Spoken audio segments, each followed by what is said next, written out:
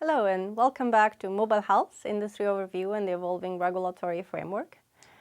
Previously, we have talked about the mobile health industry landscape at large and some of the relevant healthcare macroeconomics and policy trends that are driving innovation in this sector. We have reviewed the U.S. regulatory agency tasked with oversight of mobile medical health, and we have specifically started talking about the Food and Drug Administration's oversight of mobile medical health. We have reviewed some of the key historical positions, the oversight approach, talked about the triangle of enforcement, and begun introducing the mobile medical app guidance, as well as some examples of mobile health devices. Today we continue with Module 2, and we will go a little bit deeper into the FDA's oversight of mobile medical health. We will introduce some key guidance documents, including the Medical Device Data Systems Guidance, and the General Wellness and Medical Device Accessory Guidances. In the middle of this module, we will also be reviewing the FDA Asia Health IT report that helps explain some of the historical development on the part of the regulatory framework by the Food and Drug Administration. And we will conclude with plenty of examples of mobile health devices. Let's start with the Medical Device Data System Guidance. To start, a definition. A medical device data system, or MDDS, is a medical device as is intended to provide one or more of the following uses: to transfer, store, convert, or display medical device data. This does not include any active monitoring data, and we will come back to this point in a minute. We're talking about MDDS because an important rule was published in February of 2011 to reclassify this technology from Class 3, which is the highest risk classification by the Food and Drug Administration, to Class 1, the lowest. This was a very clear split between systems that add value to medical data and those which merely interact with data and do not alter it in any way. And this intercommunication functionality is simply foundational in an interoperable digital health ecosystem. And so reclassification of MDDS really signaled the intent of the Food and Drug Administration to help with the proliferation of innovation in this sector.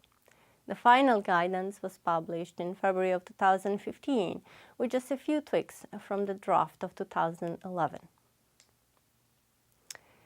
In the final guidance, specifically, patient monitoring was defined as considered active when the information being monitored has a role in the decision to undertake an immediate critical action. It is not instead about the location or where the actual patient monitoring is happening, as active patient monitoring can extend to many places. In the final guidance, importantly, the FDA reiterated that it does not intend to enforce compliance with the regulatory controls that apply to these technologies. Meaning that, in other words, enforcement discretion was extended to this particular class of devices, being reclassified from Class 3 to Class 1. We will review now the mobile medical application guidance as it changed in the years from the date it was first published in 2011 to when it became a final document. Interestingly enough, just as the FDA was working on developing the MDDS guidance, the MMA final guidance changed. It further narrowed the app definition as MMA, adding active monitoring in the description. As you may remember, MMAs were classified into 3 buckets, and the first one specifically is the one that changed. It reads today as apps that are an extension of one or more medical devices by connecting for such devices for the purpose of controlling the devices or, and this is one of the differences, for use in active patient monitoring or analyzing medical device data.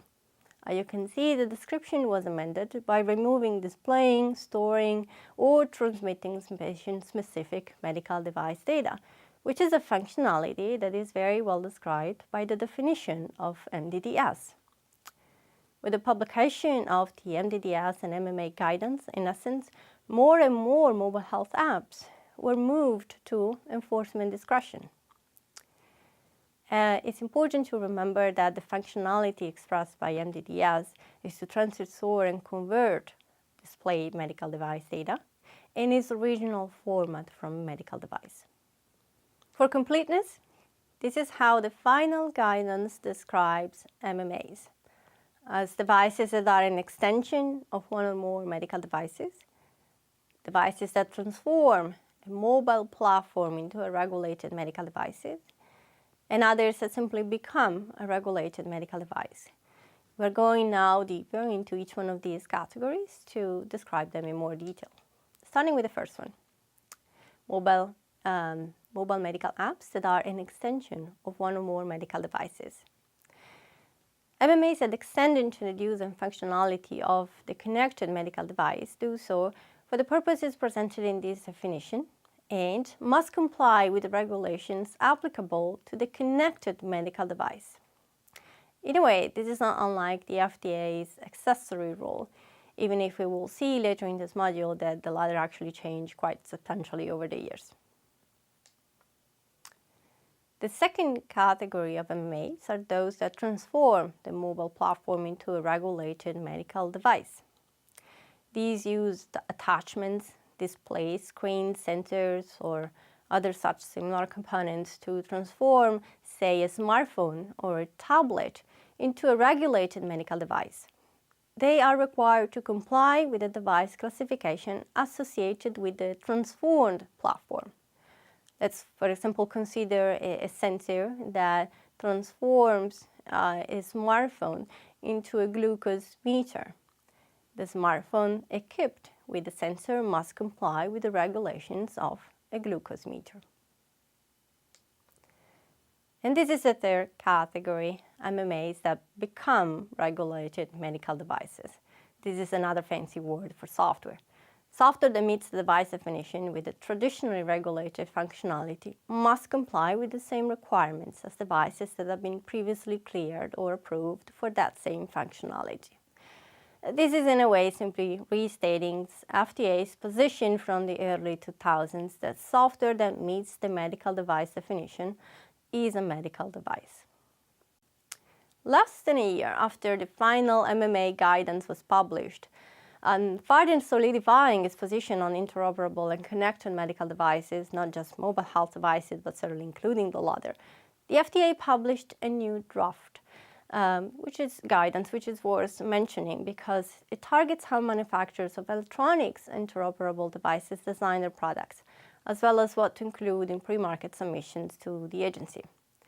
This guidance does not prescribe a single design approach for interoperable devices, but it is a very useful document that I recommend mobile health innovators to become familiar with. During their product design and development phases, for example, it encourages innovators and manufacturers to think about the purpose of the electronic data interface, to think about the anticipated users, how to create risk management documents, how to conduct verification and validation, and to think about labeling considerations. Moving on, we will begin reviewing a rather fundamental piece of document that was written, known as the FDA Asia Health Safety Report, that significantly influenced the direction of the Food and Drug Administration in creating the framework for regulatory oversight of mobile health.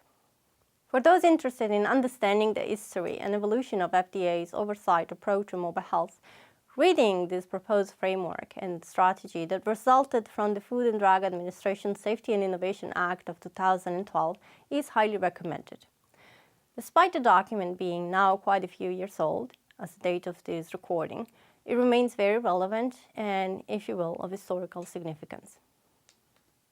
The document was built on prior work by the then Institute of Medicine, now the National Academy of Medicine, by the ONC and by the FCC. It was based on works including, for example, the National Academy of Medicine's Health IT and Patient Safety, Building Safer System for Better Care, on the ONC's Health IT Patient Safety Action and Surveillance Plan, and on the FCC's National Broadband Plan. With his prior work, this document, known as the FD-Asia Health IT Report, was written by a work group charged with providing input on a number of important issues, including the types of risk, likelihood, and impact in health IT, and factors to promote innovation and protect patient safety in this area. Obviously, the scope was much larger than simply mobile health, but it is very fundamentally relevant to the mobile health industry at large. The report was released in April of 2014. In the document, it was proposed that health IT and mobile health be classified into one of three categories: administrative health IT functionality, health management health IT functionality, and medical device health IT functionality, with a classification based on risk and function, and the recommendation that FDA's regulation would be limited to the last of the three categories. And, this is very important, with the expectation that health management, health IT functionality would also likely see increased regulatory oversight over time. Further, the document recommended that the FDA provide greater clarity on a number of topics, including the distinction between wellness and disease-related claims, medical device accessories, medical device clinical decision support software, medical device software modules, and mobile medical apps. Remember, this was 2014, over 3 years ago at the time of this video recording. It was a successful effort in that, as we have seen and continue to see, several of the recommendations laid out then continue to influence the way the FDA is shaping its regulatory oversight of mobile health. We have already discussed the last of these guidances, the mobile medical apps. We will continue now reviewing others that were created per impetus by the FD-Asia proposed topics in need of clarity.